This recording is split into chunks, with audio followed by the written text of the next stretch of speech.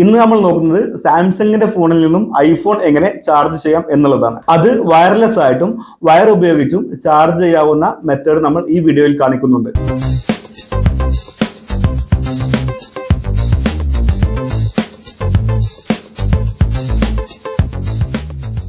Hi, technology ഒരുപാട് വളർന്നുകൊണ്ടിരിക്കുകയാണ്. നമുക്ക് ചിന്തിക്കാൻ പോലും കഴിയാത്ത അത്ര ഉയരത്തിലാണ് ടെക്നോളജി വളർന്നുകൊണ്ടിരിക്കുന്നത്. അടുത്ത കാലത്തായി വന്ന ഒരു ടെക്നോളജിയാണ് വയർലെസ് ചാർജിംഗ്.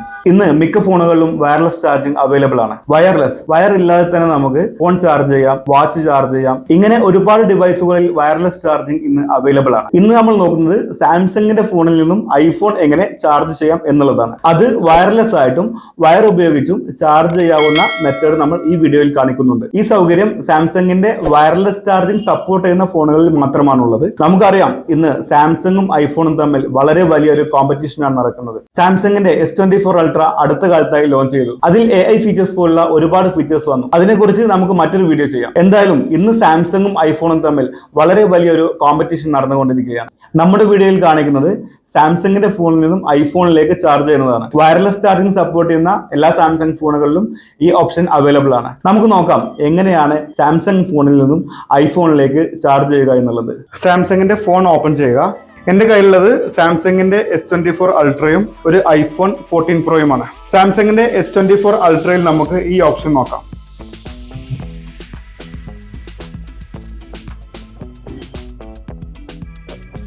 നമുക്ക് നമ്മുടെ ഫോണിൽ സെറ്റിംഗ്സ് എടുക്കാം.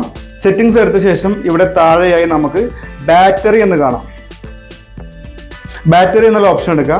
ബാറ്ററി എന്നുള്ള ഓപ്ഷൻ എടുത്ത ശേഷം നമുക്കിവിടെ കാണാം വയർലെസ് പവർ ഷെയറിംഗ് എന്ന് കാണാം. അതിൽ ടച്ച് ചെയ്ത് കൊടുക്കുക. ശേഷം ഇവിടെ ഓൺ ചെയ്യാനുള്ള ഓപ്ഷൻ ഉണ്ട്. നമുക്കിവിടെ വയർലെസ് പവർ ഷെയറിംഗ് ഓൺ ചെയ്ത് കൊടുക്കാം. ഇപ്പോൾ ഞാൻ എൻ്റെ ഫോണിൽ വയർലെസ് പവർ ഷെയറിംഗ് ഓൺ ചെയ്ത് കൊടുത്തിട്ടുണ്ട്. ഇനി സാധാരണ പോലെ തന്നെ ബാക്ക് അടിക്കാം. ഇനി ഞാൻ ഫോണ് തിരിച്ചു വെച്ചു. തിരിച്ചു വെച്ച ശേഷം ഐഫോൺ ഞാൻ ഇതിന് മുകളിൽ വെക്കുകയാണ്. ഇപ്പോൾ നമുക്ക് കാണാം ഐഫോണിലേക്ക് ചാർജ് കയറുന്നത്, ചാർജിങ് എന്ന് കാണിക്കുന്നുണ്ട്. ഇങ്ങനെ നമുക്ക് വയർലെസ് ആയിട്ട് ഫോണിലേക്ക് ചാർജ് ചെയ്യാൻ കഴിയും.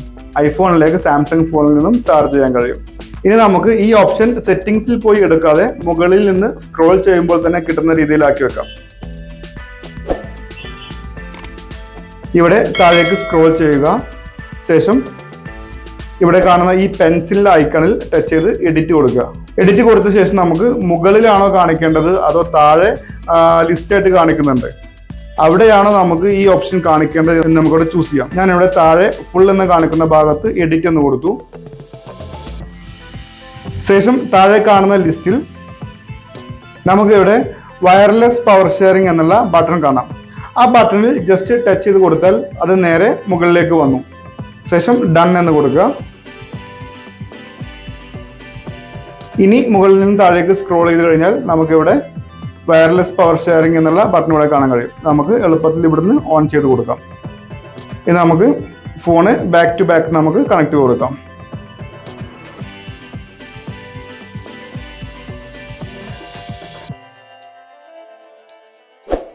ഇപ്പോൾ നമുക്ക് ഈ ഫോണിലേക്ക് ചാർജ് കയറുന്നത് ഇവിടെ കാണാം.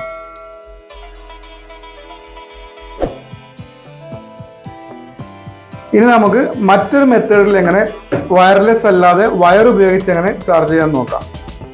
നമുക്ക് കേബിൾ വഴി നിന്ന് ചാർജ് ചെയ്ത് നോക്കാം.